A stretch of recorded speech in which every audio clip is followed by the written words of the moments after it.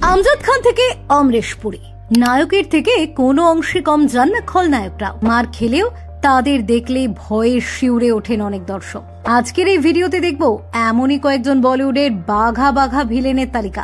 আমজাদ খান বলতে গেলে জীবনের সেরা অভিনয়টা শোলেতেই করেছিলেন আমজাদ খান। আজকের দিনেও অনেক মায়েরা তাদের সন্তানদের ভয় দেখানোর জন্য গব্বর সিং আসছে বলে ভয় দেখান।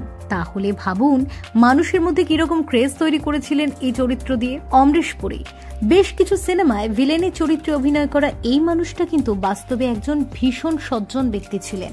মিস্টার ইন্ডিয়া সিনেমায় তার মোগাম্বো চরিত্র রাতের ঘুম উড়িয়ে দেয় দর্শকদের। অনুপম খের কর্মা সিনেমায় ডক্টর মাইকেল ড্যাং চরিত্রে অভিনয় করে দর্শক হৃদয়ে দাগ কেটেছিলেন এই অভিনেতা।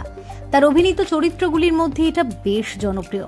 শাহরুখ খান লাভার বয় ইমেজ থেকে বেরিয়ে প্রথমবার ভিলেনের চরিত্রে দেখা গিয়েছিল শাহরুখ খানকে, তাও আবার বাজিগর সিনেমায়। এই চরিত্রকে প্রথমে অনেকেই নাকচ করে দিলেও বেশ সাহসের সঙ্গে অভিনয় করেছিলেন কিং খান। পপুলারিটি কমাতো দূর, এই সিনেমা শাহরুখ খানকে সাফল্যের অনেক উচ্চতায় নিয়ে গিয়েছিল। ড্যানি অমিতাভ বচ্চনের অগ্নিপথ সিনেমায় ড্যানির অভিনয়ে ভয় পেয়েছিলেন হলে থাকা দর্শকরাও। তাহলে বুঝুন কেমন অভিনয় করেছিলেন অভিনেতা।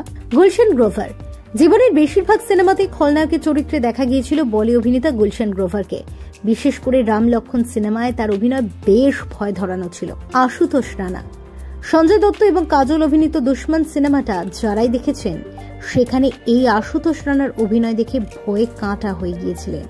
গোকুল পণ্ডিত নামক চরিত্রটি দেখলে আজও আপনার ভয়ে গা শিউরে উঠবে। Bureau report, doctor time.